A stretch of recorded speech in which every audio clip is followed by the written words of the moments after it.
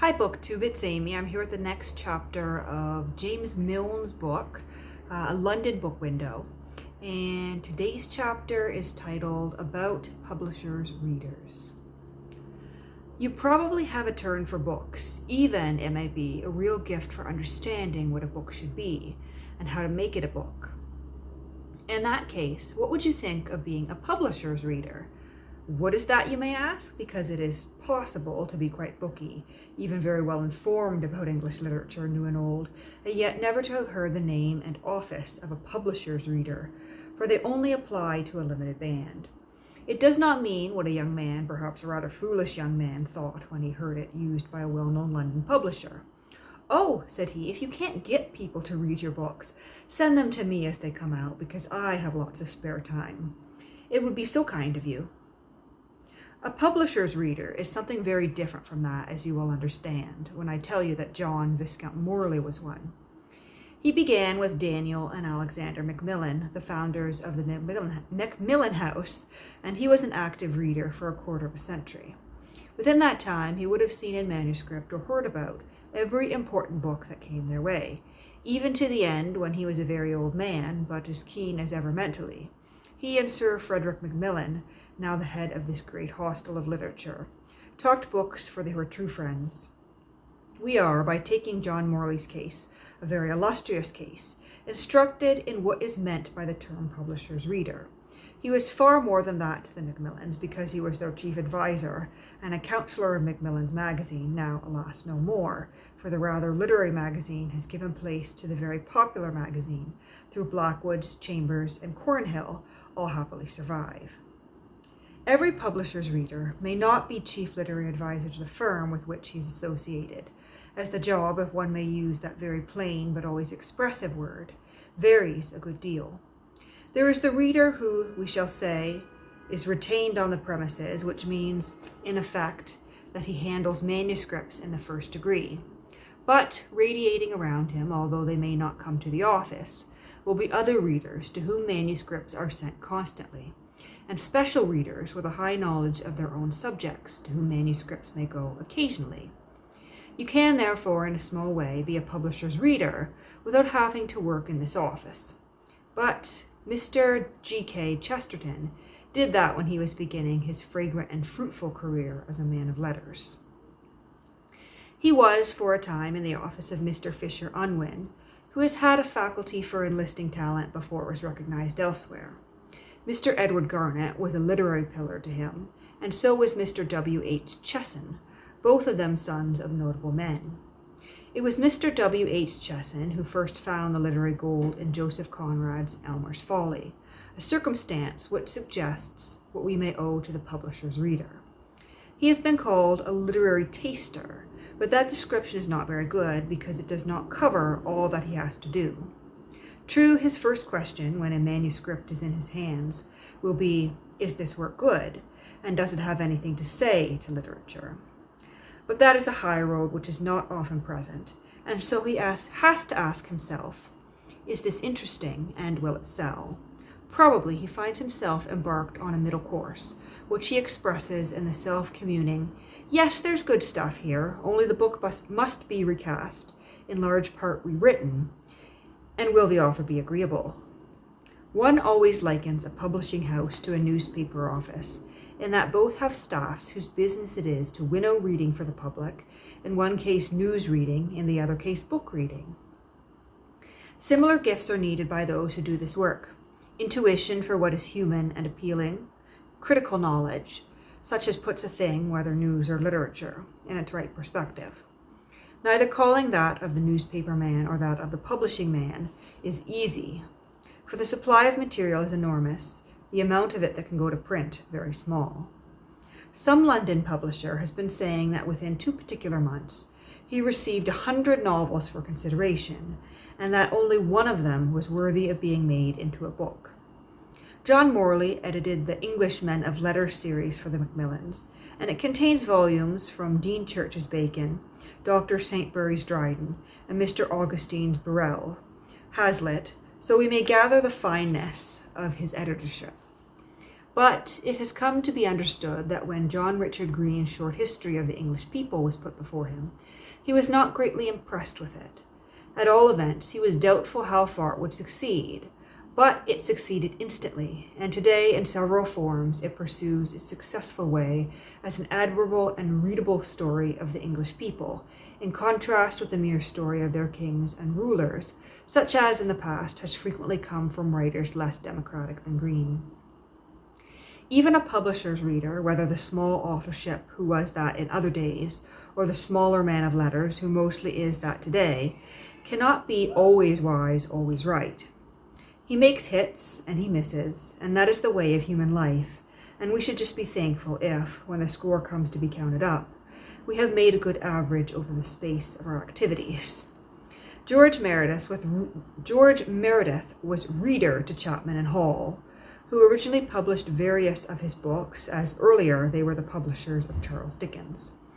Thus it was that one of Mr. Thomas Hardy's first ventures in fiction came under the notice of Meredith, who helped his friend by encouraging him, although indeed he was predestined to his high place. All the way from South Africa there came, eventually to Meredith's desk, a manuscript entitled The Story of an African Farm, and the name Ralph Iron on the title page. And that was the beginning of Olive Schreiner's fame. Andrew Lang, with the bridled hair of his friend Stevenson, read for the Longmans and wrote at the Sign of the Ship in their magazine.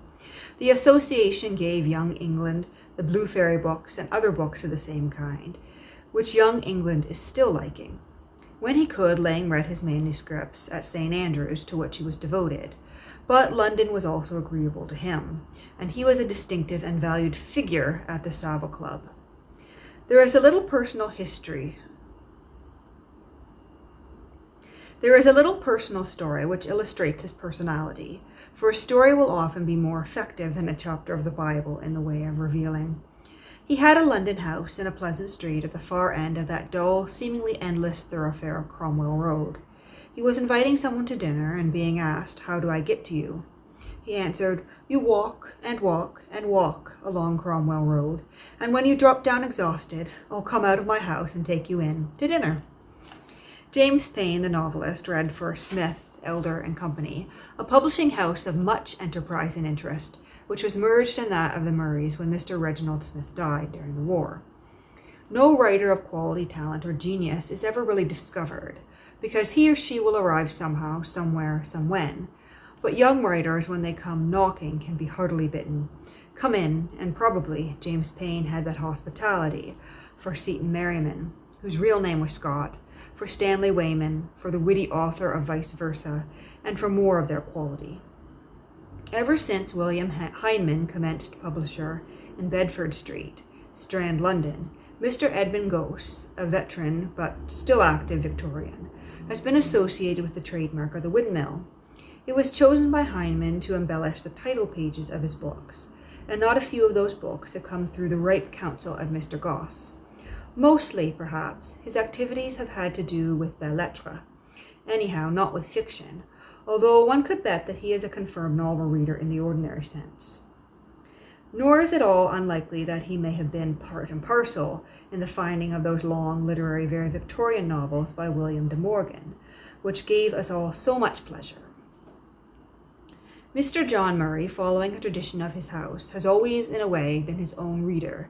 That is to say, he would make himself acquainted with a manuscript, know all about it, have a direct say in its acceptance or refusal. Nobody, perhaps, could command a larger circle of literary advisers, and have not successive editors of the Quarterly Review been a school of literature in themselves? Recent editors have been Lord Ernle,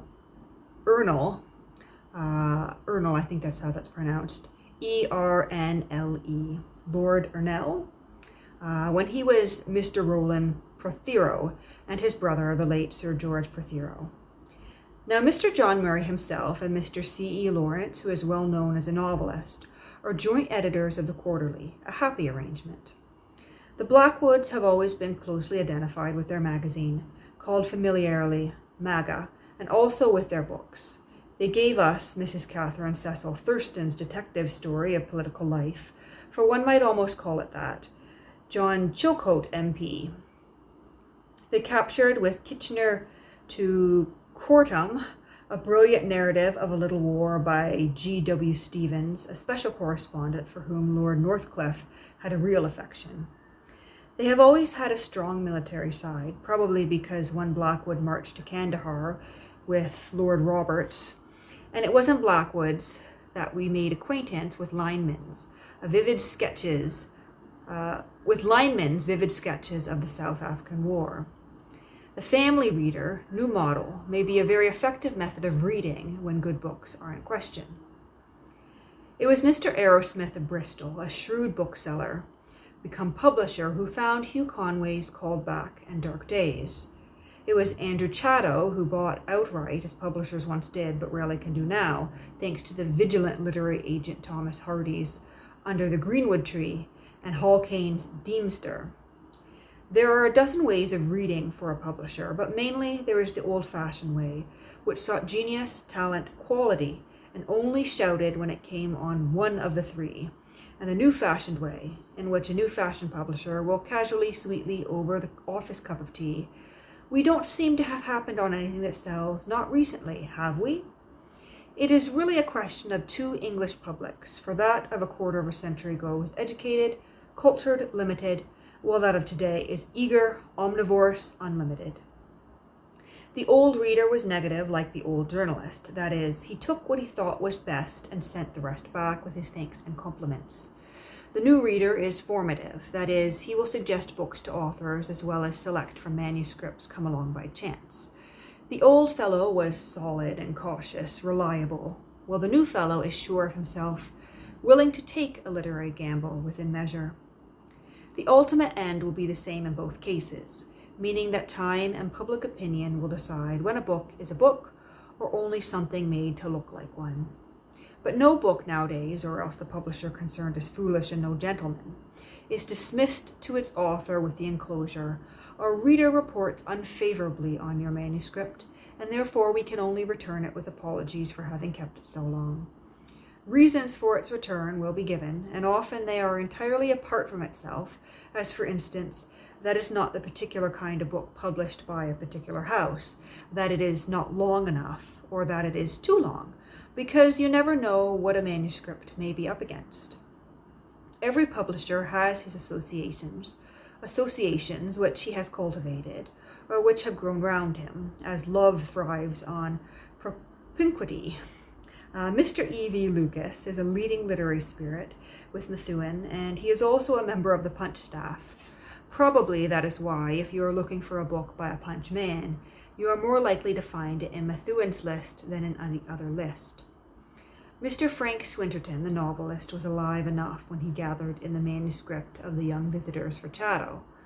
It was shown to him in a friendly way, and he recognized a find, so there is luck in reading as in everything else.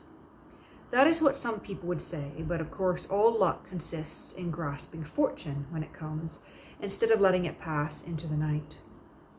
No publisher's reader of today has done better work, perhaps, than Mr. Newman Flower of Castles in La Belle Sauvage Yard, where anciently the coaches started and arrived. He is the modern editor-reader at his best, a man whose knowledge guides his flair, whose bravery of mind is equalled by his modesty of heart, who knows more of Handel than anybody in England, and who, with the joys of music, chases the worries of reading away, but never, never a good writer or a likely book. One would have liked Sir William Robertson Nicoll to write the study with examples which he alone could have written of the publisher's reader.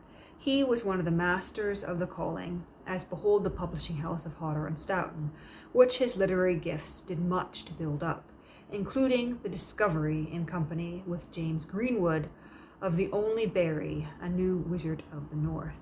And of course the Barry referred to here is J.M. Barrie, author of Peter Pan and several other excellent books. And so that is the end of the chapter about publishers' readers.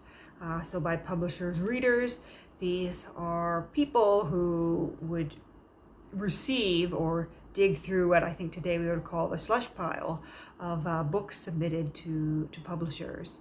and decide what is worth printing, what is worth publishing, what should be given to the reading public, and what should be rejected. So this is a role that has existed for many centuries, it would seem. So next up, we will have a chapter titled Lives of Great Men.